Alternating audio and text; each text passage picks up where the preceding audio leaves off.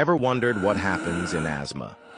Asthma is a condition that affects the airways in your lungs, making it hard to breathe.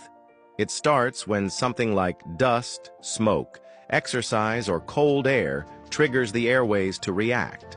The muscles around the airways tighten, the lining inside swells, and thick mucus is produced. This makes the airways narrow, so less air can pass through. That's why people with asthma may feel short of breath, cough, wheeze, or feel tightness in the chest.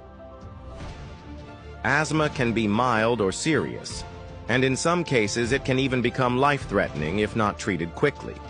Inhalers and medications help relax the airways and reduce swelling, making it easier to breathe.